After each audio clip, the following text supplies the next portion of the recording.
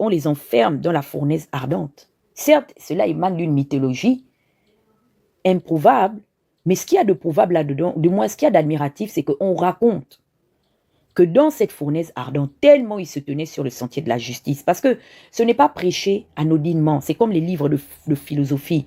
Lorsque vous regardez l'histoire de Confucius, vous allez regarder l'histoire, exemple de Platon, vous allez regarder, ça dépend. Même de comment il s'appelle, celui qui a écrit le Léviathan, là. Hein, John Locke, celui qui a écrit le Léviathan et tout, Thomas Hobbes. Vous allez vous rendre compte que leurs histoires sont racontées afin de prêcher l'espérance à des personnes qui seront, à une différence près, confrontées par ces situations. Et moi, de ce que je retiens, même Galilée, qui était un scientifique, a été tué justement parce il soutenait un principe qui s'est avéré des siècles après réel, que la Terre tournait autour d'elle-même. Pourquoi ne pas dire autour du Soleil? Donc, en résumé, et je le dis d'ailleurs dans mes mémoires, que la vérité n'est pas souvent majoritaire dans le temps. La vérité la vérité n'est pas souvent majoritaire dans l'instant, mais elle le devient dans le temps. Et les personnes qui ont été appelées à changer de grandes choses, ne vous y méprenez pas et surtout ne vous y trompez pas. Je ne vais pas avoir la prétention d'estimer que ce que je fais est tellement grand ou bien que c'est louable ou c'est important. Mais c'est ma croyance. Et j'ai décidé de vivre comme ça. C'est moi, c'est mon choix de vie. Mais le résumé que je me fais de tous ceux qui ont changé le cours de l'histoire, qui l'ont impacté, que ce soit de manière positive et même négative, ce sont des gens qui ont toujours été mis en minorité. C'est pourquoi je prêche le Dieu de la minorité. Il faut faire attention au fait que les gens soient isolés. S'il vous plaît, prenez les cœurs orange et partagez mon live. Prenez les cœurs du jour, s'il vous plaît. On n'est même pas 50 personnes. Ce ne sont pas des gens qui ont changé grand-chose, du moins qui ont converti le plus grand nombre. Mais puisque ça se répand, c'est comme une épidémie. De fond en comble, ça fait son temps. Ça va d'étape par étape et ça finit par arriver au sommet du monde et au visage de la surface de la terre. Ce matin, je voudrais vous parler de quelqu'un qui a marqué le cours de l'histoire. C'est pour ça que quand les gens veulent prétendre que oui, ce qui a été fait est honorable, mais je vous ramène dans nos livres d'histoire. Nous allons aller dans la science anthropologique historique de la politique du continent africain. Nous allons voyager dans le temps et nous allons partir vers une destination frère de la République du Gabon. Mais avant de commencer mon propos, je voudrais qu'on puisse atteindre l'objectif, s'il vous plaît. Vous avez vu mon objectif ici, ça s'arrête dans moins de 9 minutes. L'objectif est clair. Prenez, je viens d'épingler, prenez vos cœurs du jour, partagez le live, s'il vous plaît. C'est-à-dire que je vois où se trouve le sens des priorités des Gabonais. J'ai vu la dernière fois le petit là, comment on l'appelle, excusez-moi de passer de coq à l'âne, mais j'étais choquée. Il y a un petit gars là, un petit Gabonais qui s'appelle Chao Mao. J'étais choquée de me rendre compte que Chao Mao avait plus de 5000 personnes. Mais pourquoi je suis restée sur son live? Parce qu'il a prié. Il a prié. Pourquoi je suis revenue même suivre son live? Parce que la première fois que j'ai regardé son live, il faisait un clash avec ce gars qu'on appelle Ulrich le porteur. Mais sa particularité, c'est qu'il s'est reposé sur la Bible. Et c'est un enfant, ou du moins un jeune homme qui sort de prison. Et vous allez être surpris. Vous savez que quand il a prié, j'ai eu des frissons. Je l'ai même dit à la princesse par messagerie. Je dis, bon, c'est vrai que c'est drôle. Je riais et tout par rapport à la manière dont il écorche un peu la langue de Molière, de Colomb et du fils de Marianne. Mais au-delà de tout, j'ai comme le message de fond, la posture de fond, je me suis comme connectée et je me suis dit, voici quelqu'un qui est allé en prison et certainement, il s'est accroché sur l'influence de l'environnement. Vous savez, quand vous vous retrouvez dans le milieu carcéral, beaucoup, même le parcours des grands hommes qui ont marqué le monde entier, ont fait la rencontre avec la foi. Parce que vous avez vos livres. Et dans vos livres, vous allez à la découverte des témoignages qui parfois se reposent sur de la science virtuelle, pour ne pas dire fiction. Et cet enfant a fait une rencontre avec sa foi. Et je vous jure, je ne sais pas, la pièce maîtresse, tu as les dents grillées. S'il te plaît, prends le cœur orange, je vois ça, la pièce maîtresse. Prends le cœur orange ici, tape à côté de mon nom, prends le cœur orange. Parce que quand je vous prenais les cœurs orange, j'évolue et ça sécurise le live. On ne peut pas vous dire les choses tout le temps. Merci, tu viens de prendre le cœur orange. Merci beaucoup, mon frère. Je me suis connectée à sa prière parce que je me suis dit, en réponse à la prière qu'il faisait, j'ai dit, si vraiment il croit en ce qu'il dit, mais qu'il trouve les réponses à ces questions, ou que je ne sais pas quelle est la nature des problèmes par lesquels il passe, mais qu'il en soit fait selon sa foi. Les gens doivent comprendre une chose, que tout ce que nous faisons dans la vie est une semence. J'insiste et je le répète. Peut-être que je ne serai plus là demain physiquement, mais vous garderez cela en mémoire de mon passage dans l'humanité. Tata Huguette aimait et aime à dire que ce que nous pratiquons dans la vie, les actes que nous posons, les paroles que nous prononçons doivent être considérés comme une substance de semence. Et lorsque l'on sème, qu'est-ce qui se passe? Dans la loi de l'agriculture ou la science agricole, c'est-à-dire les théories, le principe nous ont démontré qu'il y a une moisson et nous devons être à même d'assumer ce que nous moissonnons comme semence. Et c'est pourquoi est-ce qu'on nous exhorte, même la société, éloignons-nous de la foi. Mais quels sont les principes des sociétés dans lesquelles on évolue? C'est que nous évoluons avec des principes, de règles de droit. Et lorsque nous sommes amenés ou appelés à violer ces principes, même à raison, est-ce que nous ne sommes pas instruits devant la loi? Si. Récemment, j'ai posté la situation d'un père qui est allé malheureusement ôter la vie à la personne qui avait kidnappé son enfant et qui avait exploité son enfant dans un réseau de sexual traffic sexual traffic. Et lui, il a mené ses investigations. Puisque les autorités, les forces de l'ordre ne voulaient pas faire leur travail, il a mené sa petite investigation. Et quand il a pu saisir la personne qui avait fait autant de mal à sa progéniture et au fruit de sa semence, il a commis l'irréparable.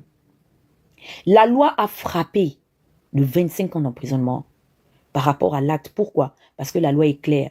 Nul n'est susceptible de se rendre justice soi-même. S'il vous plaît, prenez les cœurs orange, partagez. Il me reste 3 minutes. Voilà. Je suis à 3 minutes et l'objectif va s'arrêter. Je n'ai même pas encore atteint les 50 personnes, mais nous sommes déjà 180. Jenny, est-ce que, s'il te plaît, maman, tu peux prendre les cœurs orange ici à côté de mon nom?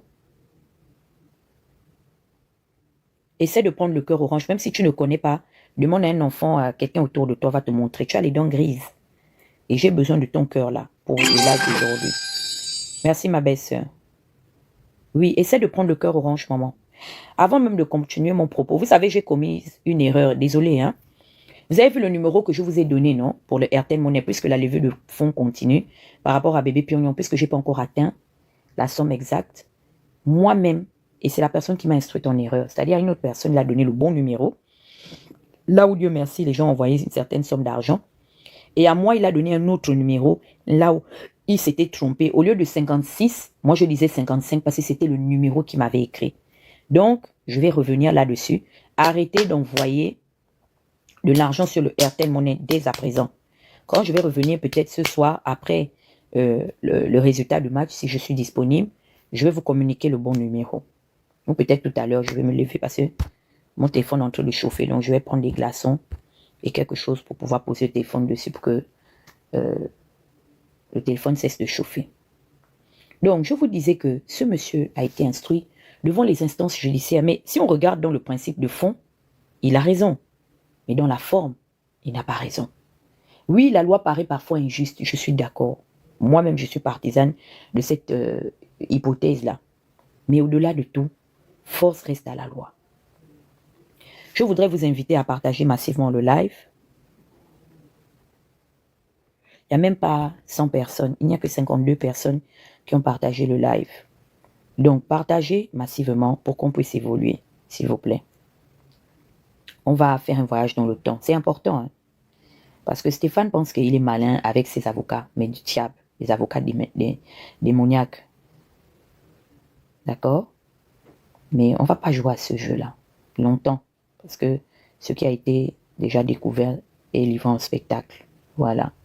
Moi, je ne suis pas dans les histoires personnelles. Moi, c'est-à-dire je raisonne.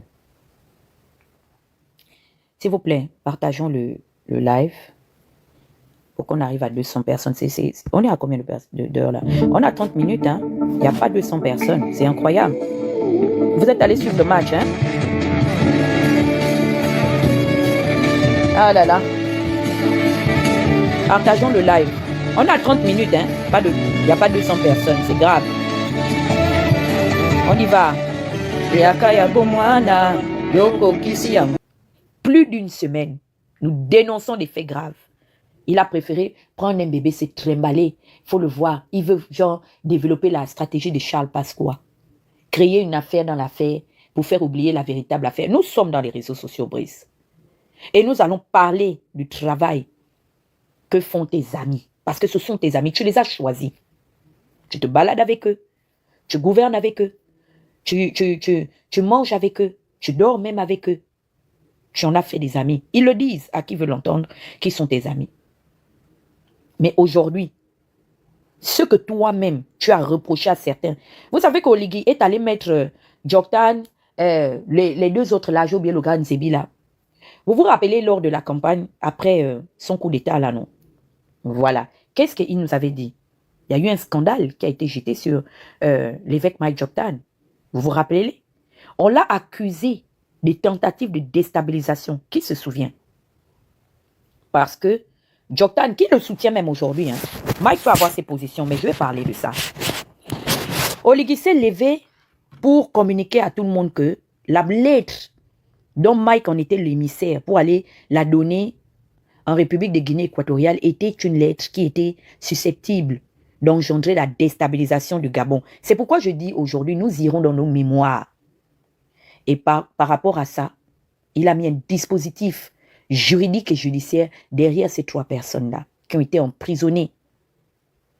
Leur dignité a été bafouée parce qu'on les a trouvés avec la lettre. La lettre là, il paraît que c'est le professeur Ondosa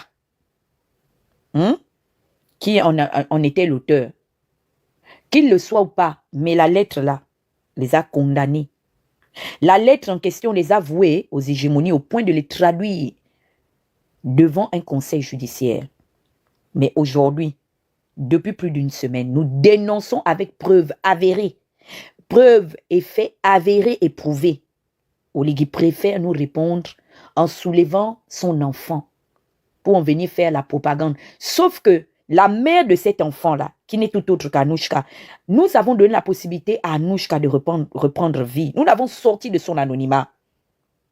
Était dans une liste. C'est pourquoi est-ce qu'il était important que nous écoutions l'audio d'aujourd'hui. Princesse, tu as publié l'audio, j'ai besoin de faire écouter. Parce que Stéphane emporte la... C'est-à-dire, c'est prouvé qu'il emporte toute la charge et la responsabilité d'en être, autant pour moi, l'émetteur de cette liste-là. Et la maman du bébé qui l'a brandi hier, qui définitivement devait en faire, ou devait faire partie du scoop de l'heure. Parce que je ne sais pas c'est quoi, en fait, le véritable message porté derrière l'événement d'hier. C'est un père de famille, au-delà du fait qu'il soit le numéro 1 gabonais, même par erreur de circonstance. Mais en tant que père de famille, il n'a fait que ce que tous les papas font, qui n'ont pas sa fonction en tant que président de la République. Mais la maman de ce bébé-là était sur la liste des personnes qu'on devait éliminer. Oligui mange, dort et boit avec eux. Il brille par le silence. Circuler, il n'y a rien à voir. Tant que ça sort de la bouche de ceux-là seulement qui le calomnient. Parce que, allons dans son sens, critiquer la gestion et la gouvernance d'Oligui en République gabonaise est passible d'offense à la première institution du pays. C'est ce que la loi nous dit. Ce qui est une liberté au Gabon. Attendez.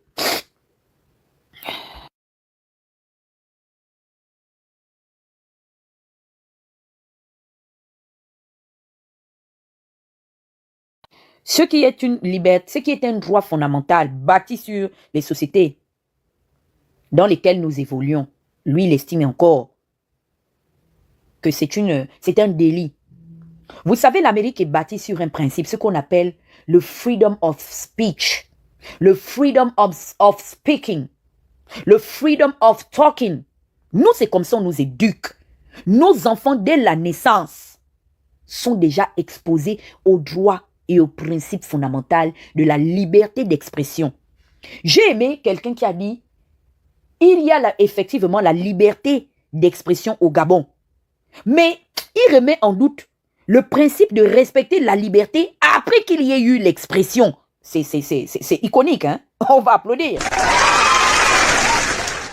Il remet en doute le respect du principe de toujours maintenir et respecter la liberté après l'expression. Oligui est l'un des savants africains qui estime qu'il peut même être en droit en 2025 d'exporter et expatrier sa dictature, moi un enfant, de la liberté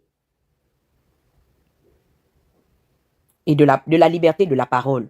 Il dit qu'il est prêt à m'enchaîner, à me ramener en République gabonaise pour moi me condamner, me juger et au point même de me déchoir de ma nationalité. Et pourtant, la règle de droit est claire, elle a des principes. Lorsqu'on parle justement de condamnation qui pourrait emmener une déchéance de nationalité, la règle de droit m'instruit et m'apprend que les actes auxquels les amis d'Oligui se sont adonnés sont des actes qui peuvent effectivement convaincre la République de déchéance de nationalité. Je ne comprends pas. Dans la 5e République, tout va à l'envers. Je vous ai dit aujourd'hui, partagez mon live, là, il n'y a même pas 100 personnes qui ont partagé. Vous savez, l'avenir se définit dans les priorités que nous allons imposer ou poser maintenant. Soit nous allons vivre comme des assujettis, comme nos parents l'ont été, ou soit nous allons nous-mêmes nous battre pour faire asseoir les dogmes et les principes d'une potentielle liberté, légiférée en héritage à cette génération et à la postérité des siècles à venir. Moi, je vous invite à être comme les pères fondateurs de l'Amérique qui, dans leur préambule, j'aime bien lire le préambule de comment on appelle ça, de la Constitution américaine. Pourquoi je m'en inspire? Parce que c'est un endroit où j'ai passé une très grande partie de ma vie. Vous allez écouter quel est l'héritage du principe du préambule de la Constitution américaine. Partagez mon live, s'il vous plaît. Que dit le préambule de la Constitution américaine? Préambule, selon ChatGPT, de la... Carrément, hein, au préambule de la Constitution camerounaise. Mon Dieu, le sang de Jésus. Je vais chercher quoi dedans, je fous quoi avec le préambule de la Constitution camerounaise? ChatGPT dit, préambule de la Constitution des États-Unis est le célèbre texte commençant par « Nous, le peuple des États-Unis, qui énonce les objectifs fondamentaux de la Constitution, former une union plus parfaite, établir la justice, assurer la tranquillité intérieure, pourvoir à la défense commune, promouvoir le bien-être général et garantir les bienfaits de la liberté à nous-mêmes et à notre postérité. » Attendez, quelqu'un est passé avec les dents grillées. Libérer la liberté, s'il te plaît, prends le cœur orange, tu as les dents grillées. Tu as les dents grillées. Alors, selon ChatGPT, il dit, il établit que le pouvoir de la Constitution émane du peuple et non des États. Soulignons ainsi le caractère démocratique des gouvernants. Je répète. Attends. Je vais voir un peu le préambule. Voilà le préambule ici. Nous, le peuple des États-Unis, afin de former une union plus parfaite, d'établir la justice, d'assurer la tranquillité intérieure, de pouvoir à la défense commune, de promouvoir le bien-être général et d'assurer les bienfaits de la liberté pour nous-mêmes et notre postérité. Ordonnons et établissons cette constitution pour les États-Unis d'Amérique. Ils parlent à leur génération, ceux-là qui ont bâti cet héritage, cette idéologie-là. Et ils se parlent à eux-mêmes. Et ils parlent également aux générations futures. Ils disent, on vous ordonne. Je vous ai dit ça, non? Dans différentes versions, parce que c'est l'anglais. Donc, des fois, ça ne traduit pas. Dans d'autres versions, ils disent, nous vous imposons. Donc, ils commandent à leur postérité, donc, qui ont hérité de la cité, de toujours faire établir, d'assurer la sécurité du peuple américain, la sécurité intérieure, parce que ils en sont les garants en tant qu'héritiers, et de promouvoir le bien-être général et d'assurer les bienfaits de la liberté pour nous-mêmes. Je demande aux leaders d'opinion qui sont cachés même derrière Oligui. Le duc de Moabi était dans son grillé, je t'ai vu. Prends le cœur orange. Mon Dieu. Mais vous êtes beaucoup de sans-dents ici. Les gens qui n'avaient pas de dents. À Pyongyang, c'est grave. On dirait que c'est le panel de la génération des Mekamemba, de l'association de Jules Bertrand Mekamemba, les sans-dents. Moi, j'ai connu les révolutionnaires sans culottes. Qu'est-ce que vous voulez qu'on produise aujourd'hui? La révolution des sans-dents? Des dents anonymes? Mon Dieu, sacrilège. Non, non. Le duc de Moabi prend le cœur orange, brosse les dents. Ça fait honte. Voici l'héritage du préambule de la Constitution américaine, la version courte. Prends le cœur orange à côté de mon nom d'Anna, s'il te plaît. Prends le cœur orange. Tu as les dents grillées totalement. Tu es dans son grison, il y a un ancien. Non, on n'en voit pas les cœurs.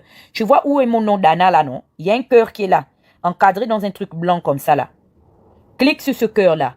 C'est à cet endroit que se trouvent les cœurs oranges. Ce n'est pas dans ta galerie de cadeaux, non. C'est à côté de mon nom où se trouve le cœur orange. Tout un duc, le duc des dents grillées. Pourquoi je vous dis ceci? Parce que les donneurs de leçons ne veulent pas reconnaître la vérité en face. Je vous ai dit que nous allons voyager dans le temps. Parce que parfois, hein, nous sommes dans l'obligation d'aller chercher la vérité ailleurs.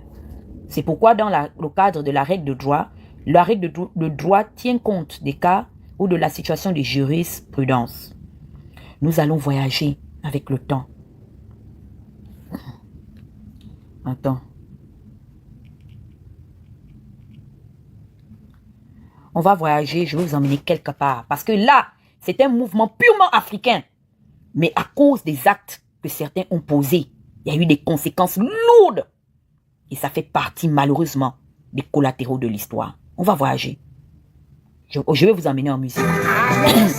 Et vous allez savoir là où on doit aller.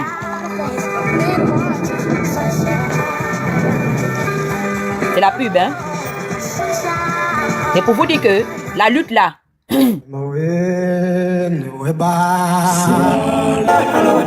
nation du Rembo.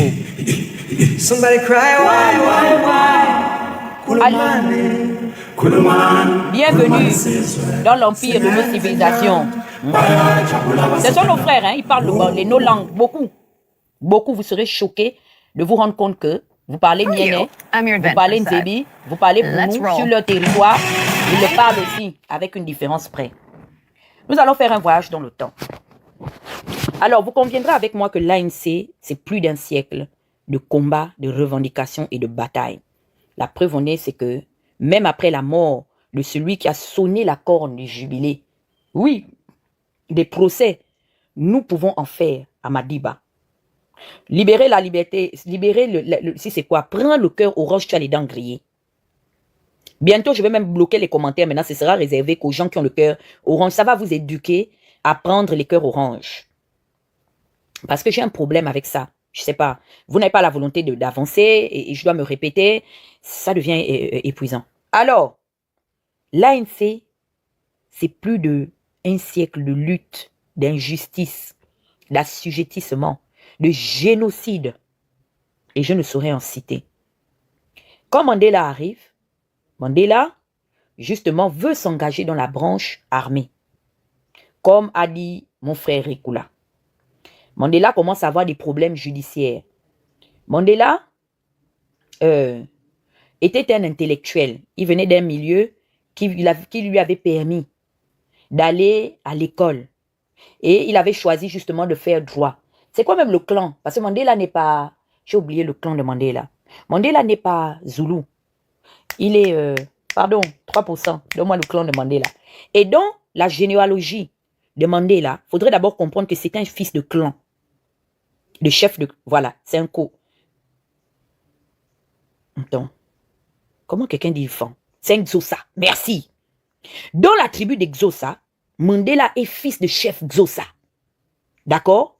Donc, il a accès à des privilèges. Ça veut dire qu'en tant qu'héritier du trône, un des chefs de camp, enfant conceptus, dents grillées, Prends le cœur orange ici. Tu as les dents grillées. Où sont mes modérateurs? On va commencer à afficher. Quelqu'un que vous voyez les dents grillées, il passe au tableau ici. On le met ici au panneau publicitaire Wanted. Prenez les cœurs orange. C'est un Xhosa. Et en étant fils de chef Xhosa, ça se dit quoi? Xhosa. Xhosa. C'est ça, hein? C'est comme ça se dit, hein? Ok. Ça se dit Xhosa. Donc, en étant fils de chef Xhosa, il est allé à l'école. On l'a remis à l'administration de tutelle qui était à l'époque anglaise. Voilà, tu as brossé les dents. On prononce Kosa. Ah, moi aussi, c'est maintenant quoi? Laissez-moi, c'est quoi? Laissez-moi.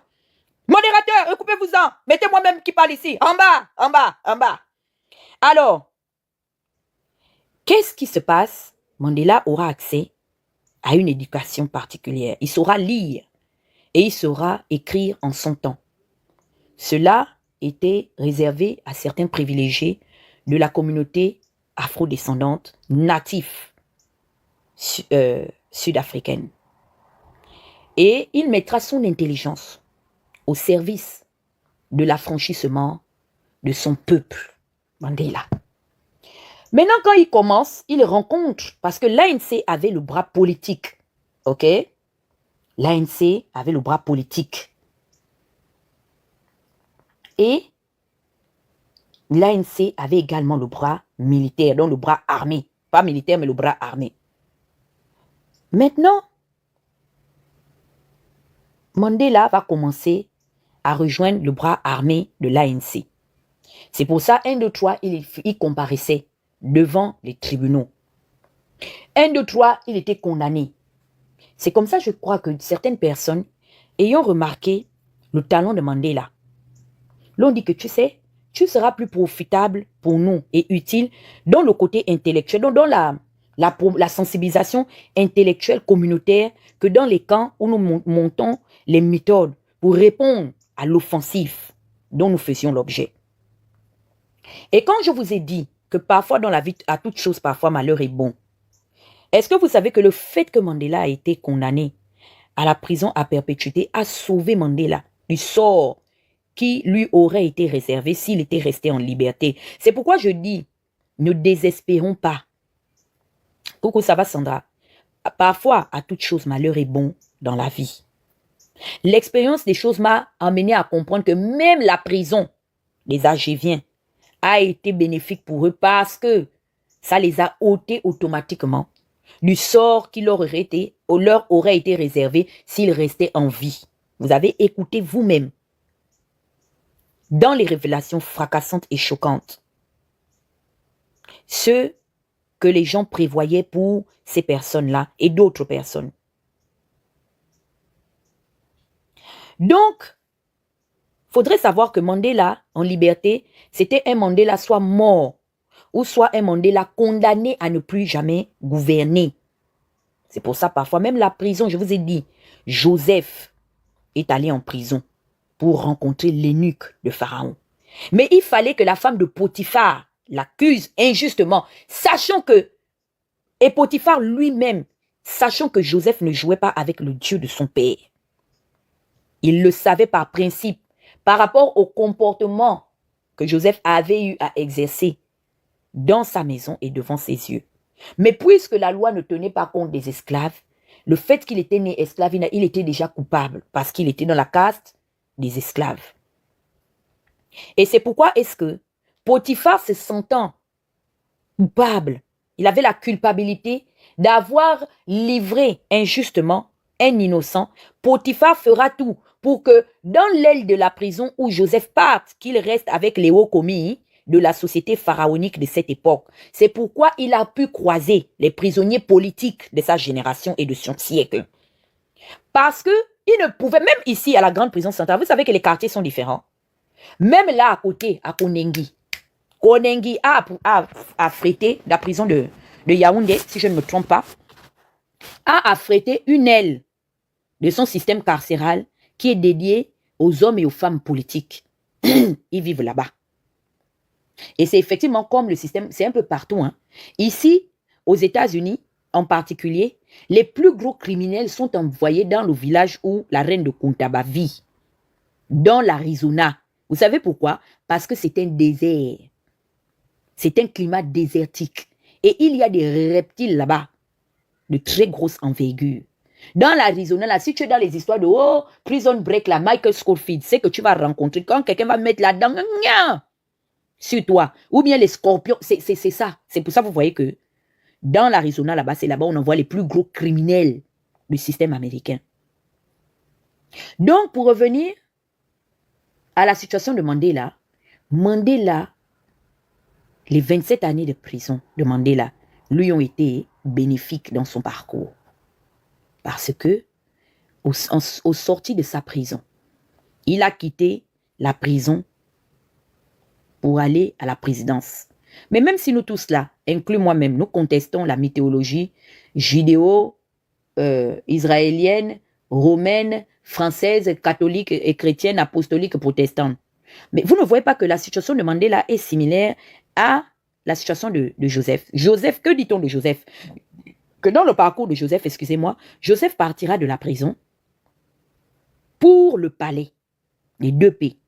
Tu peux partir d'un P aujourd'hui pour aller dans une situation de deuxième P.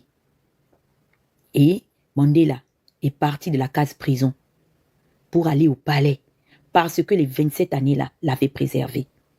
Maintenant, voici comment est-ce que quelqu'un qui est resté au charbon, quelqu'un qui a veillé à ce que l'on ne l'oublie pas. Vous savez, Myriam Makeba, les gens parlent de Myriam. Myriam était une femme engagée. Hein. Myriam a combattu, elle a fait l'exil politique. Elle est allée se réfugier en Guinée-Conakry. C'est pourquoi dans une de ses chansons, elle chante à la gloire de Sékou Touré. Sékou Touré, nanaïna, Sékou Touré, Takoumani. Moi, je suis née dans un milieu où il y a les artistes. Donc, quand on était jeune là, c'est les choses que Patience nous bombardait dans les oreilles. C'est pour ça que je connais cette chanson-là. Myriam a fui quand ils ont attrapé les Mandela. Parce que la Bible dit quoi? Je frappe le berger. Et que va-t-il se passer? Les brebis se dispersent. Et en prenant les leaders de l'ANC, ceux qui étaient susceptibles d'être les plus dangereux et féroces, ceux qui exerçaient un certain rapport d'influence, comme Stéphane Zeng, dit Oussama Zeng Laden, parce qu'il a maintenant un nom de baptême en République de Corée du Nord. Nous sommes partis du nez coupé pour lui donner le Graal de Oussama Zeng Laden, qui était le gourou qui parlait à ses adeptes. C'est comme ça qu'on prend Mandela et certaines personnes, on les enferme et on lance les mandats d'arrêt vers toutes les personnes qui étaient ciblées, parce qu'effectivement, il y avait des listes aussi en ce temps-là. Ah, le grand frère Aimé Victor, mais c'est honteux. Tu as les dents grillées? Mamé, les dents de ça, les dents grisonnantes de ça. Oui, ça me daille. On peut avoir les dents grillées comme ça. À la Pyongyang TV, je partage les dentifrices, les bonbons mentholés tous les matins, tous les soirs, je vous donne. Bambungu. Ah, brosser les dents, moana. Brosser les dents. C'est comme ça. Est-ce que les chantres du radicalisme vont récupérer la mère des enfants? Demandez-la. Pourquoi? Parce que Winnie, en étant la femme du chef, elle portait en elle le leadership de la chefferie. C'est comme ça qu'ils ont coopté Winnie. Pour que Winnie devienne le visage de la lutte armée de l'ANC. Oui, les coups étaient durs. Oui, l'oppression était radicale et extrême. Et c'est comme ça les Oussama Zeng Laden, les Laurence Ndong de l'ANC vont convaincre Winnie que pour sortir le père de tes enfants, il va falloir venir avec nous. Winnie a donné des mots d'ordre où il fallait rendre à la même mesure les coups qui étaient portés envers sa communauté, qui n'était que victime d'une situation d'injustice. Et cela a duré 27 ans. Ce ne sont pas les occasions qui ont manqué à ces gens-là. Parce qu'ils avaient déjà commencé à incarcérer Winnie. Winnie me fait un peu penser à Simone. C'est une femme qui a grandi entre la prison et la revendication, qui n'a même pas eu le temps d'allaiter ses enfants convenablement, qu'elle était déjà avec la blessure de l'enfantement dans les rues de Soweto, de Sun City, de Pretoria pour réclamer la justice.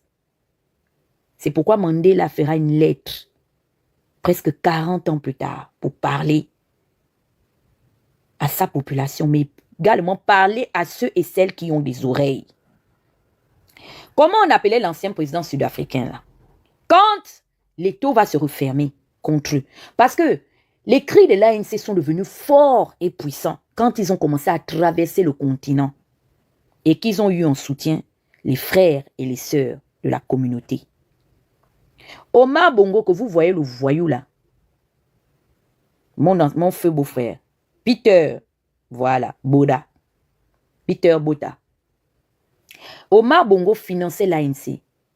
Plein de dictateurs là, sanguinaires comme les Amin Dada, tout, ils finançaient l'ANC, les Sékou Touré. C'est pourquoi quand il y a eu la vendetta, la razzia, certains pays africains se sont ouverts pour recevoir les têtes de liste, pour donner l'exil à leurs frères. Et Winnie est restée au charbon. Elle était là à rappeler que le père de ses enfants, qui ne l'ont pas vu, doit sortir de prison. Mais vous savez ce qui s'est passé? C'est que le régime, au-delà de Peter Botha, avait déjà infiltré l'ANC. Et ses propres frères et sœurs, pour qui Winnie se battait, sont les mêmes personnes, les mêmes mains, les mêmes oreilles, les mêmes yeux, les mêmes pieds qu'on utilisait pour enregistrer Winnie, pour filmer Winnie et pour un jour aller témoigner contre Winnie Mandela.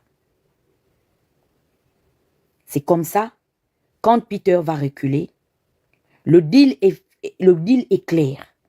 On remet la gestion donc les clés de la gestion du pouvoir exécutif à Mandela. Mais les blancs sont clairs.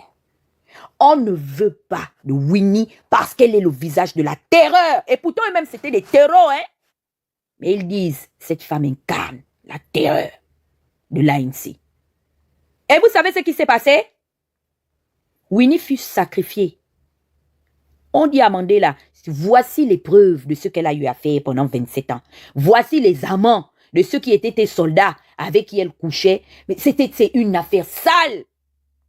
Beaucoup de gens n'ont pas compris pourquoi. Même moi, j'ai en voulu à Mandela. Pour moi, j'estimais que pour ce que Winnie avait fait, il fallait même qu'il refuse ce pouvoir-là. Mais Mandela, j'ai compris aujourd'hui pourquoi Mandela est devenu président. Il fallait qu'il sauve la mère de ses enfants. Et il ne pouvait le faire que parce qu'il était président. On dit à Mandela, tu nous la ramènes première dame. Nous, on vous colle un procès. Et on a les preuves comme Tata Huguette. On a les preuves comme Princesse de Souba. On a les preuves comme Christian Rekula. On a les preuves comme Jonas Moulenda. Ou comme Nelinga Bima. C'est bizarre, hein? Tous nos noms là finissent seulement par A. Mandela regarde la mère de ses enfants et dit, mais cette femme a dédié sa vie à cette lutte. Et qu'est-ce qui se passe? Dans l'ANC, certains sont condamnés et jugés pour s'être défendus avec les mêmes armes qu'employaient leurs oppresseurs. Mais puisque Winnie appartenait à la caste supérieure, Winnie et quelques têtes sont sauvés de la case prison. Mais les autres là, les mains là qui sont venus nous donner les audios, qui se sont retrouvés avec les mains coupées, avec les pieds brûlés comme Princesse a posté, ces gens n'avaient personne pour les défendre. Ça a été l'une des premières choses de coup porté à l'intérieur de la dynamique de l'ANC. Amon, dents grillées, je te vois passer ici, tu rentres. Ou bien tu scrolles, mais je te vois, tu as les dents grillées. Et ça a été un coup dur. Et Mandela a dit, il n'y a pas de problème. Je deviens président. Mais, vous laissez la mère de mes enfants en dehors de tout ça. On dit, on ne veut même pas qu'elle ait un poste qui se réfère à exercer ou conseiller le pouvoir. Gardez-la dans votre ANC là-bas. Mais votre Simone Gbagbo, d'origine Winnie Mandela, on n'en veut pas. Parce que voici ce qu'elle a fait. Et Winnie a moissonné les fruits de la colère qu'il avait consumée. Ma mère, Mitouloum, m'a toujours appris et ma grand-mère, Samia Nzaon, disait que la colère est une mauvaise conseillère parce que elle incarne en elle de la folie. Être en état d'ivresse de colère, c'est être en état de folie, mais d'une situation de courte folie. Voici comment quelqu'un qui a charbonné, ou ces personnes, je parle de Winnie parce que c'est le visage symbolique, mais je parle de toutes ces personnes, qui pouvaient bénéficier du fruit de leur effort, qui ont pris des risques, qui ont risqué leur vie, leur liberté. Ces personnes-là se sont retrouvées du jour au lendemain mis de l'autre côté de la barrière. C'est pour ça que je suis assise ici ce matin pour vous dire à qui voulez-vous faire la leçon. On a le cas des cadres de l'ANC pour nous référer en disant oui la lutte, oui la contestation, mais non aux actions. Parce que même une puissante comme Winnie est rentrée dans le livre des mauvais souvenirs parce qu'elle s'était accoquinée, elle s'était laissée influencer. Et je suis même persuadée que s'il faut fouiller, ceux qui l'a galvanisé là, la chauffée comme les Marcona, les Laurence, non, ce sont des gens qui ont tenu à garder leur image propre. Qu'est-ce qui va se passer? Même pour succès, c'est pour ça que Nelson a eu le dégoût de son mandat. Il n'a pas fini. Il était dégoûté. Il n'est allé là-bas que pour coopter quelques têtes. Il dit, bon, écoutez, vous avez sacrifié parce que vous avez cru en mon combat en tant que chef politique responsable. Même s'il faut rentrer dans le compromis, je suis un chef. Et je ne laisserai pas mes gars au poteau, à la potence. C'est là où Mandela commence à se compromettre. Quand il faut succéder... Oui, tu dis? J'ai dit très belle analyse, mais je suis monté pour une chose. Déjà, oui, bonjour. Bonjour. Bonjour à les 250 personnes. On a toujours le bébé notre bébé national qu'on est en train de mettre la cagnotte là. Moi-même, je t'ai dit, on va se parler. Je sais pourquoi. Il faut que tu m'envoies le numéro, je fais directement RTL là-bas. Ça, c'est un. Oui. Le Gabon de la 5e République. Pour moins que ce que les Stéphane ont fait là. Un enfant a pris un t-shirt. Tu parles de Mandela loin. Pourquoi tu vas chercher Mandela? Ou sa femme? Un petit enfant a fait ce qu'on appelle la guerre psychologique. À cause de voir ses parents vivant avec son grand-père, en train de couiner, condamné tous les jours, les enfants écoutaient aux portes. Cet enfant a pris un t-shirt, de manière symbolique, il a fait une guerre psychologique. Oligui l'a pris, l'a foutu en prison. Pour moins que ça, un t-shirt, le petit n'a rien dit. Dans la vidéo, il n'a absolument rien dit. Il a juste pris un t-shirt, il a frotté aux fesses. Oligui l'a envoyé en prison. Il est même allé plus loin. Oligui a mis son grand-père, un homme du 3e âge, à genoux devant les chaînes nationales et internationales. Pour moins que ça, on a eu à la ECG des ingénieurs, de pères et de mères de famille qui ont revendiqué, parce que c'est un droit en droit du travail, ils ont revendiqué leur argent. Oligui les a tous rasés, mis en prison. On parle de quoi? Tu vas aller chercher Mandela, pourquoi? Il manque des exemples au Gabon, avant et pendant la 5e République. Les gens qu'Oligui a foutu en tôle. Mais c'est parce qu'ils disent que on confond le combat. Eux, le combat qu'ils ont mené, c'était pour la révolution, la véritable révolution gabonaise. C'est pour ça que je leur parle. L'enfant, le mineur de 13 ans, 14 ans, c'est une révolution. C'est son acte. C'est un acte, on appelle ça une guerre psychologique. C'est un acte de révolution. Il a été mis en prison. Il n'a rien dit dans sa vidéo, il a juste posté ça. On a le jeune homme là qui imitait tous les jours Kovo, coupait les cheveux Kovo comme Oligui, qui l'imitait simplement, il a été pris. On l'a relâché. On va parler de quoi? Tu veux parler de grandes figures alors que même nos propres acteurs, nos propres victimes de ce régime-là, du régime de la 5e République depuis 4 mois, ils sont là. Les exemples sont légion. Mais il n'a pas mis ton frère Mike en prison parce que Mike avait juste un courrier pour aller donner à celui qu'il appelle son père en Guinée équatoriale. Il a accusé Mike de tentative d'être auteur d'une déstabilisation à cause des courriers qu'il tenait à la main. Mike a fait 4 mois, je pense, à la prison d'Oyem. En plus, il n'a même pas publié le courrier. Mais le courrier là, pourquoi il ne dit pas qu'est-ce qui était écrit dedans? Merci. On va aller loin, pourquoi? Pourquoi tu veux même aller chez les Mandela? Beaucoup là, ils ont un problème avec l'histoire. Beaucoup ont un problème. On ne va pas les enseigner ici. Il faut les prendre les cas factuels qui sont là dans notre pays là. Et il y en a, on peut en dénombrer. On peut compter du bout de doigt comme ça. Non, je parle voilà le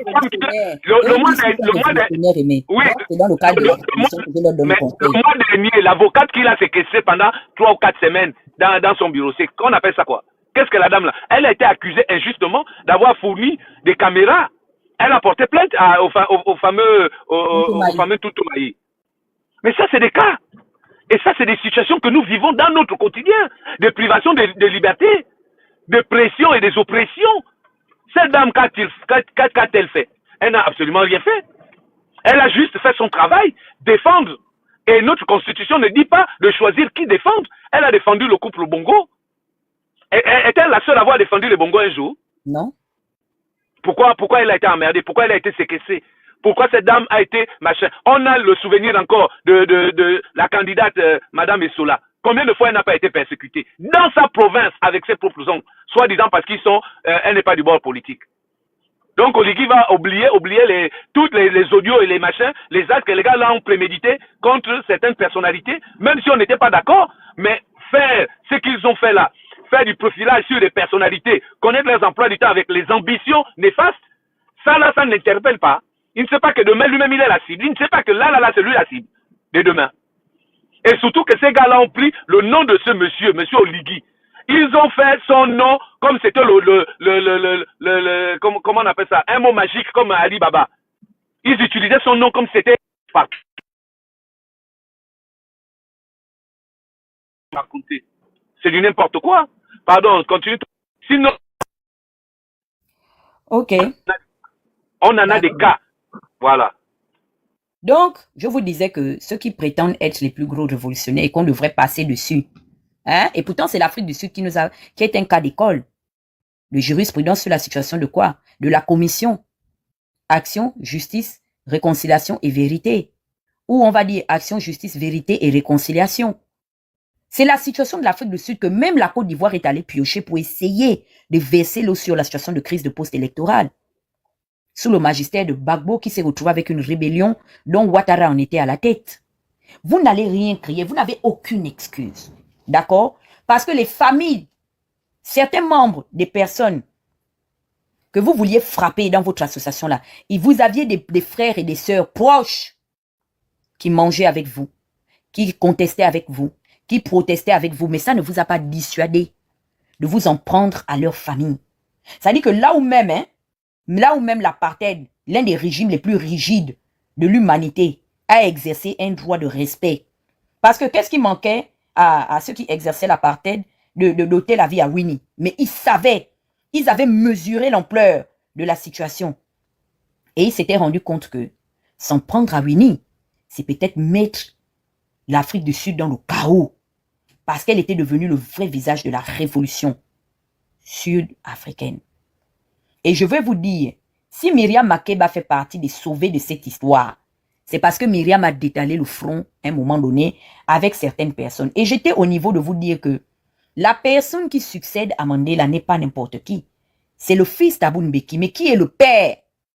Parce que c'est pourquoi je vous dis, ce que nous faisons aujourd'hui, on peut ne pas en manger les bénéfices, mais nos enfants marcheront avec principe et dignité dans ce pays-là. Ce pays que nous scandons tous les jours, un Gabon riche, un Gabon prospère, un Gabon puissant, un Gabon digne d'envie, nos enfants marcheront la tête droite. C'est pourquoi je vous ai lu le préambule de la Constitution américaine, qui est déjà un précurseur d'héritage, un précurseur de valeurs morales et physiques qui ont pour obligation de se légiférer et de se pérenniser de génération en génération. Et c'est le seul, c'est-à-dire c'est le seul sacrifice qu'on puisse faire pour cette génération et celle d'après. Princesse n'a pas fini avec les audios de Stéphane. Si elle ne pose pas, je ne pourrais pas faire écouter. Stéphane, tu as fait, tu as dit. Tu sais, te taire ne te sauvera pas plus que le fait qu'on révèle ce qui est. Nous t'appelons parce que tu nous as défiés, Stéphane. Et avant de partir, parce que nous allons partir sur Stéphane, oh dis donc, tous les jours, les vous ne dormez pas, India. Oh, les parents de Djajarija, vraiment. Oh. Je vais pas autoriser mon fils à mettre du vernis, par exemple. Les règles que j'impose à mes enfants et que souvent... C'est quoi ces bêtises-là? Maintenant, nous, on doit faire quoi?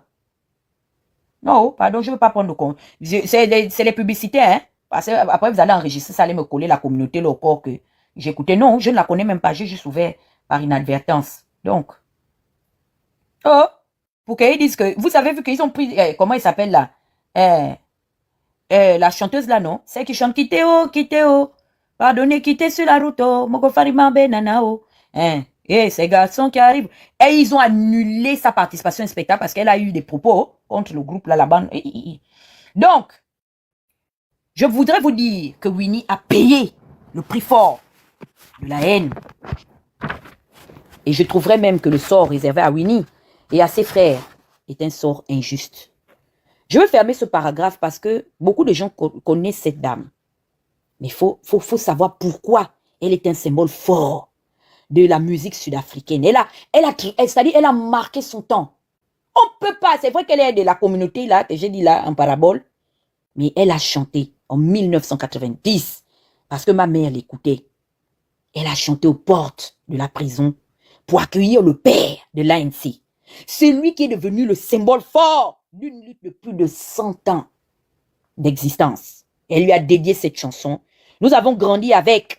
Mais comme on était aussi dans l'anglais, des profs d'anglais là, qu'ils allaient traduire les chansons de Michael Jackson et de Stevie Wonder, on ne les savait pas. Mais quand on a commencé à voyager, on a respecté la dame. Voici sa chanson. Voilà la chanson qu'elle dédie. C'est la jeunesse, hein. Mandela est déjà vieux là.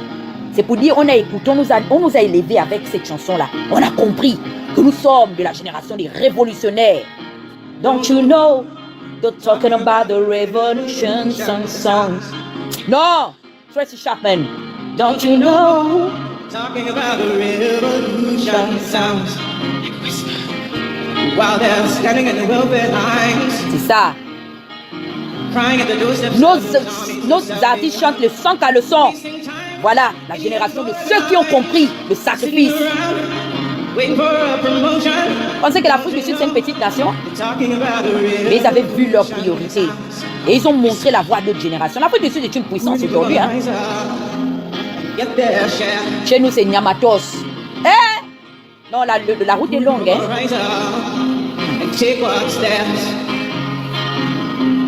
Incroyable. On court, il faut courir. Hein? Une génération de la distraction. Voilà les autres jeunes, comment ils parlaient au père. Et on a vu, nous avons été très très jeunes, séparés de nos pères et de nos mères. Beaucoup ont grandi, orphelins. Mais nous sommes venus leur dire qu'on a entendu parler de la révolution.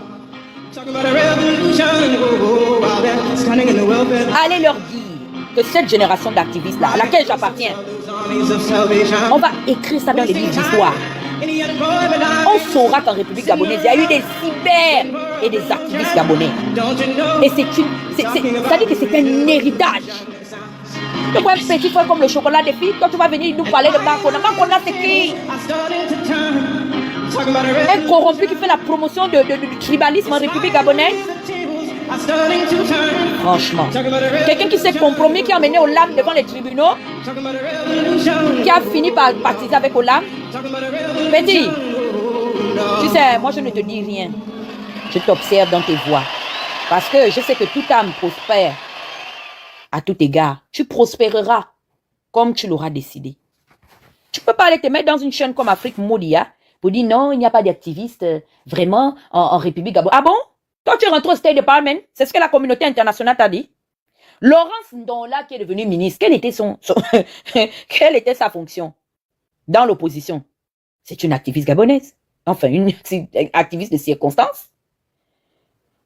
Donc, dire au jour d'aujourd'hui, il n'y a pas, c'est toi qui le penses. Il y a les défenseurs de la Ligue des droits de l'homme qui ont travaillé avec des organisations internationales. Et j'en fais partie. Je ne raconte pas, c'est le factuel, on voit. C'est avéré. J'ai travaillé avec le NDI. J'ai travaillé avec la National Endowment of Democracy, dit la NED. J'ai travaillé avec IRI, l'Institut républicain international américain.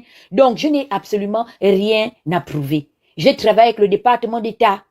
J'ai rencontré la chef de la majorité démocrate de cette époque qui est devenue aujourd'hui le Big Mayor, qui est allé chercher le drapeau de l'organisation des Jeux Olympiques en France, Madame Karen Bass. Je l'ai rencontrée quand elle était à la tête du ministère des Affaires étrangères américaine pour lui donner le dossier d'incarcération des martyrs de la crise post-électorale de 2016. La vidéo existe.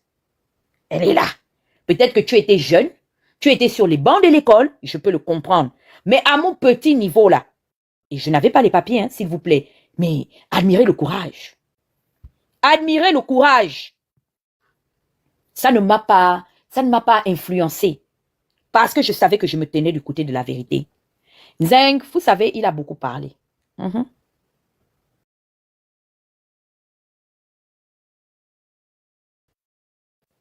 On va écouter un peu Zeng. Je ne sais pas pourquoi la princesse n'a pas mis les audios là. Tu as beaucoup parlé. On va l'écouter. Le gourou. Et ça date de il y a quelques années en arrière. Hein. C'est-à-dire qu'ils faisaient leur crônerie là aux yeux et au vu de tout le monde. Mais les gens ne comprenaient pas les messages qu'ils colportaient à cette époque. Mais cette torche ne s'est pas éteinte. Non, c'est pas ça. C'est la première. Oh, mon téléphone, c'est trop badingueuse. Bonjour, ça va Ngoma? Toi, tu ne prends pas les cœurs ici, hein? Aux premières loges. À partir de là, la question que je me suis posée, c'est une nation n'a de sens que parce qu'elle sert les personnes qui la composent. Désolé, j'ai la connexion qui... C'est-à-dire que l'ensemble d'outils qu'on va mettre en œuvre, c'est pour que les gens, les hommes, les humains. J'ai vraiment un problème avec la connexion. La vie puisse avoir tout son sens. C'est pas pour le pétrole, c'est pas pour les voitures. Ça n'a... J'ai vraiment un problème de connexion. Prenez les cœurs oranges, s'il vous plaît. Il manque encore 10 personnes pour les cœurs oranges du jour. On a augmenté, maintenant c'est 72.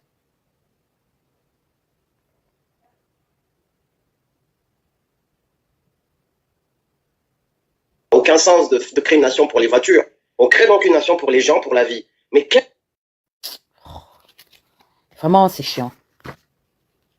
Ah, aujourd'hui, là, il n'y a pas de... Attendez, je sors. Et je reviens.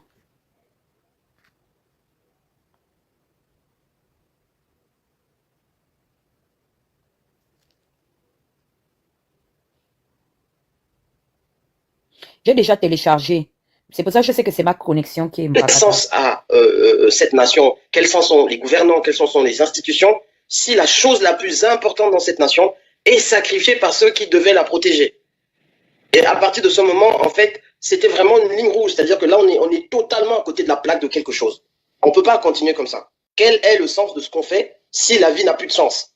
Si on peut la sacrifier n'importe comment, si on peut la détruire comme on veut, au vu, au su de tous, et en plus, pire encore, pour ceux qui sont censés la protéger dans un pays, donc les gouvernants. Là, il se parle à lui-même, hein? Incroyable. C'est plus possible. Et là, tu fais donc ton analyse de la situation, tu essaies de comprendre les tenants, les aboutissants assez rapidement, et puis tu t'engages dans une démarche où tu vas apprendre toi-même pour mieux apprendre aux autres.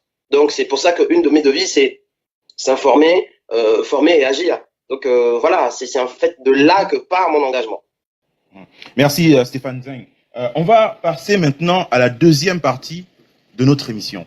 Le thème qui nous rassemble ce soir, Stéphane Zeng, quelle organisation pour notre résistance? Gang, gang. Avant de commencer, une question. Quelle est la définition que vous donnez au terme résistance? Écoutons. C'est une très bonne question. Pour moi, résister, c'est d'abord un acte défensif. C'est-à-dire quand banalement, on se sent écrasé par quelqu'un ou poussé contre un mur ou poussé dans une impasse, on résiste. C'est l'autre qui t'attaque en fait. Et toi, tu ne veux pas céder à la force qu'il déploie contre toi. Donc, c'est d'abord un acte défensif. C'est ensuite, cet acte de résistance, il peut être couplé avec un acte offensif, qui est que finalement, comme tu veux me détruire, comme tu veux me faire disparaître, non seulement je vais résister, mais en plus, maintenant, je vais te renverser. Parce que de toute façon, si je continue à faire que résister, toi, tu continues à m'attaquer, je n'ai jamais vivre. Toi, tu seras en position de force parce que c'est toi qui attaque, c'est toi qui agresse. Et moi, tout le temps, je ne serai là qu'en train de subir et me défendre. Je ne vis plus. Donc, à un moment, il faut aussi que je te renverse pour que je t'empêche de me pousser comme tu me pousses ou de vouloir me faire disparaître. Donc, pour moi, c'est ça. Et normalement, lorsqu'on est dans une situation où les droits fondamentaux, alors on parle peut-être le gros français, mais c'est pas compliqué. C'est quoi le sens de la vie de l'être humain s'il ne peut même plus parler? La bouche, elle est faite pour parler. On peut dire n'importe quoi, c'est vrai, mais à la base, il ne faut pas étouffer parce qu'on t'empêche de parler. Si tu n'arrives même plus à vivre normalement, c'est-à-dire que de but en blanc d'un jour à l'autre, on peut te tuer pour une raison que tu ignores.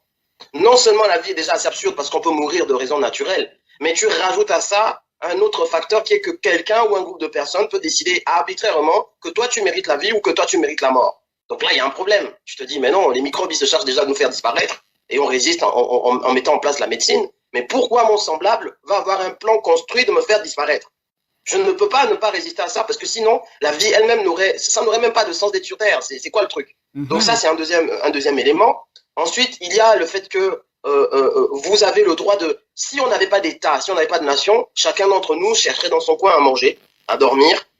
On le ferait dans la nature, sans aucune organisation sociale. Individuellement, on essaierait de manger, dormir, boire, veiller sur notre progéniture pour que la race humaine puisse continuer et que potentiellement nos cultures puissent demeurer. Donc, à la base, ça, c'est des choses fondamentales. Qu'on soit dans un État ou pas. Mais si lorsqu'on s'organise pour être ensemble plus fort, l'État, lui, il va maintenant s'opposer à ces choses qu'on aurait obtenues tout seul. Mais non seulement l'État ne sert à rien, mais en plus, il est contraire à nos intérêts. Il y a un problème.